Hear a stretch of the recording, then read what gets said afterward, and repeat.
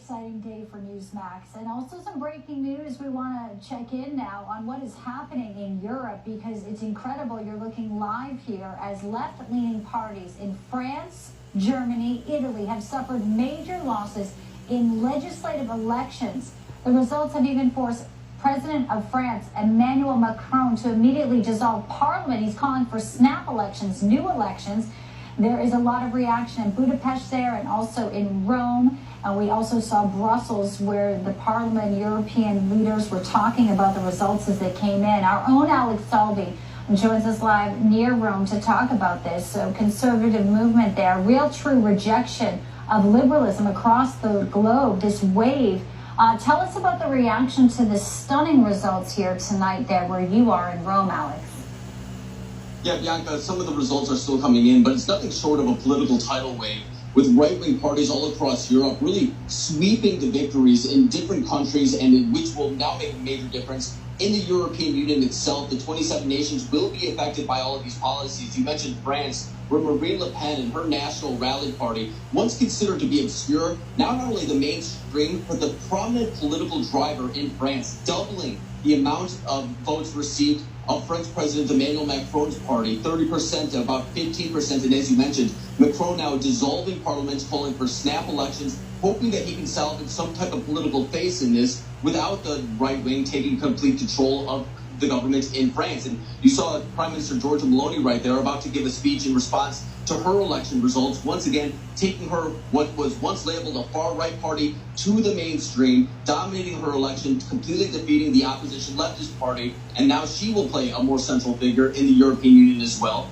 And then I want to talk about Germany too. The center-right received the most votes there, but then also receiving the second most votes in Germany is the AfD party, maybe one of the more controversial right-wing parties, but nonetheless getting in second place there. All those parties running on an anti-immigration platform, more of a nationalistic type of platform, saying that the economy needs to be restructured. Europe completely lagging when it comes to economic growth coming out of the COVID-19 pandemic. And when you look at just those three countries alone, France, Germany, and Italy, those are the three most populated and the three largest economies in the European Union, now completely dominated by right-wing figures, right-wing parties, conservative movements, and now they will have influence in the European Union itself to make their movements that were once nationalistic, once taking place in their own countries, and deliver it to the other 27 countries that are in the European Union.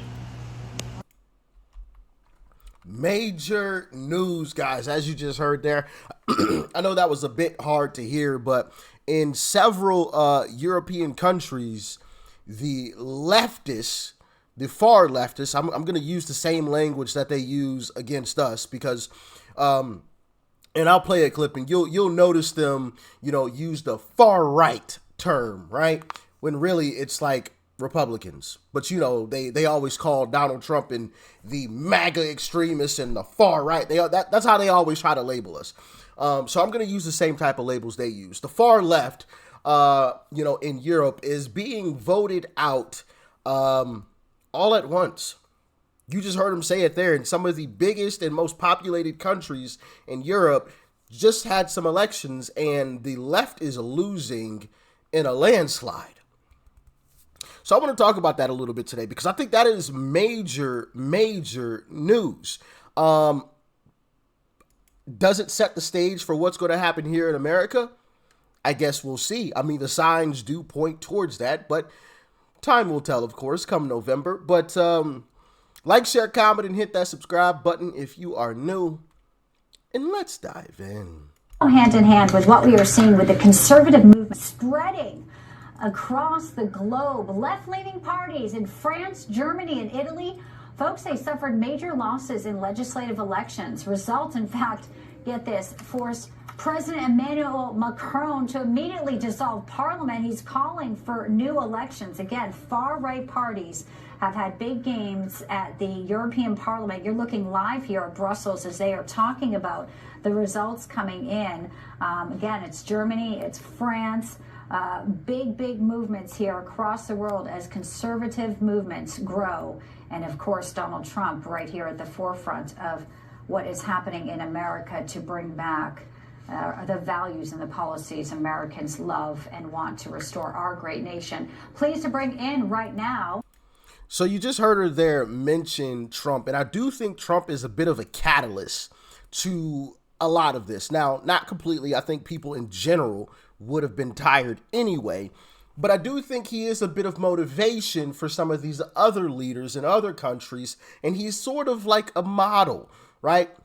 Because even Democrat strategist, why am I drawing a blank? I can see her face. The black lady.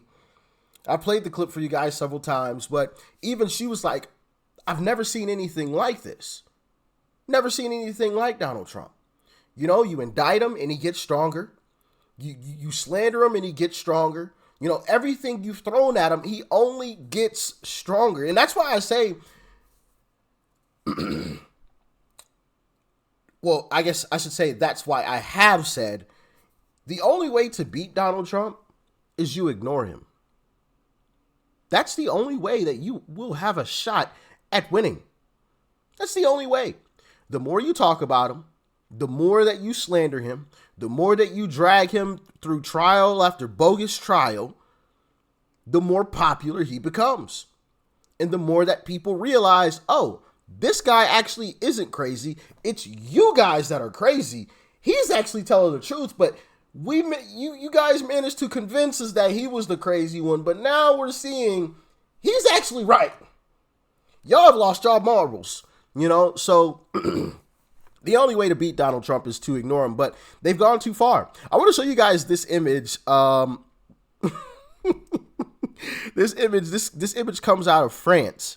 And this is an image after some of the citizens of France realized that the right-leaning party actually was taking over in a landslide victory over the far left. Check out their reactions and let me know if it reminds you of anything.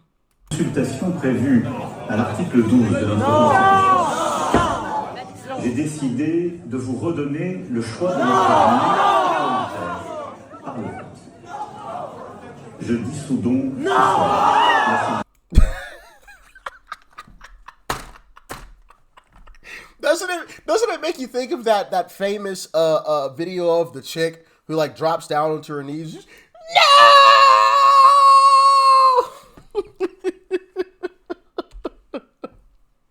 I can't wait until we can get that moment, right? I cannot wait till we get that moment again in the U.S. Man, it is going to be wonderful. Things have gone so far wrong that Belgium's Prime Minister, Alex De Croo, I'm sure I'm probably butchering that, but Alex De Croo is a globalist. He's a leftist. I think he saw the writing on the wall because he immediately resigned. Yeah, he just got out of Dodge.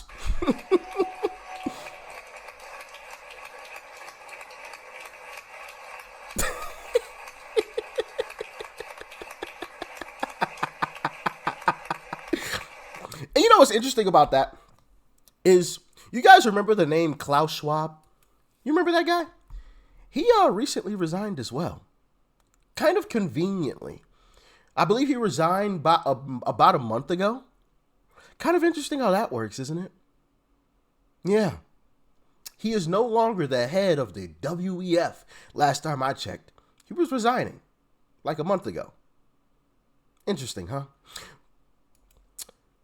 But that's not the only shift that is happening. As you guys can probably remember, Javier Milei, who is the president of Argentina, you guys probably remember him. I talked about it when it happened, and he was afuera, afuera, afuera. You know, which I think means get rid of it or something. Like I think that's what that means.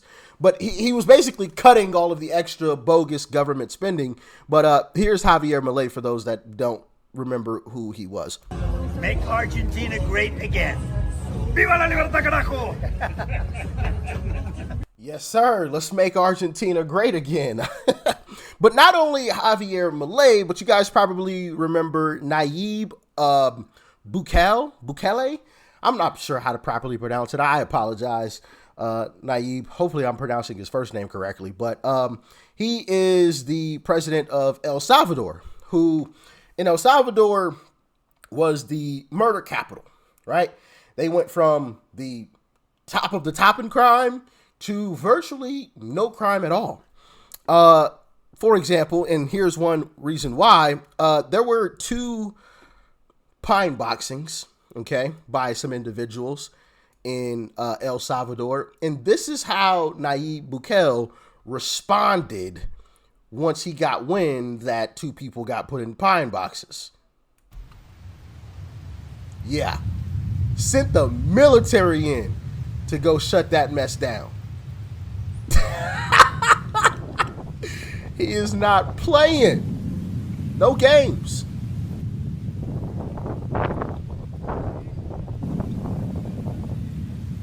No games at all. You gotta love it.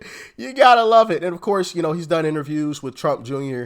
and spoken highly of Donald Trump. He's done interviews with Tucker Carlson and spoken highly of Tucker and also Donald Trump in those interviews as well. So you can definitely kind of tell, like, he, you know, takes a little bit from, you know, Donald Trump. But not only that, our neighbors to the north, Trudeau, who is basically Joe Biden, is going up against Pollier, I think that's how you say it, who's basically Donald Trump, which I've shown you guys the clip where he was absolutely destroying the press guy while he was just munching on an apple. Absolutely destroyed him in spectacular fashion while munching on an apple. But check out this clip. Trudeau normally jumps on the abortion card when things are near the end of the election cycle, middle of the writ. They'll start yelling about abortion. But right now he's been talking about it, not just because there was the pro-life march, the March for Life that happened the Thursday before Mother's Day, but because they are trying for the last 2 weeks to use this as a scare tactic because they're 20 points down in the polls. Trudeau and his Liberals are losing in every single demographic group, whether it's young people, older voters, men, women, students. They're all abandoning the Trudeau Liberals. Even every religious group across the country has said, no, the majority or plurality of them are voting for either the Conservatives or, in the case of Muslim voters, the NDP. But Trudeau and his Liberals aren't getting the backing of anyone, not in significant numbers. So they're turning to the abortion card. They're turning to the Charter of Rights card. They're turning to try and use any scare tactic they can to get voters to reconsider their support of Pierre Poilievre and the Conservatives. I don't think it's going to work this time. Sure, it's worked in the past to a degree, but at this point, I think voters are actually done with Trudeau, and it doesn't matter how scary he tries to make Poilievre or anybody else seem. Voters just don't want to see Trudeau's face anymore. Poilievre. That's how you properly pronounce him. Poilievre. Shout out to Poilievre, who is the Trump of Canada, basically. And I think in Canada, like, it's flipped, right? I think that's Canada. I think that's in some country, like, it's flipped. Like, the Conservatives are the left and the Liberals are the right. It's like flipped, and it's really confusing. I think that's Canada, but I could be wrong. Anyway, so yeah, you've got that even happening in Canada, where people, you just heard them say it there, are abandoning the left in record fashion. Everybody, every demographic, any group you want to poll, by and large, they are leaving the left and running to the right. And even if they aren't running to the right, they're running to a different group away from the left. Can you imagine a globe where, you know, people who loved their individual countries ran their countries? I think that would be a beautiful thing. I think that would be a wonderful thing.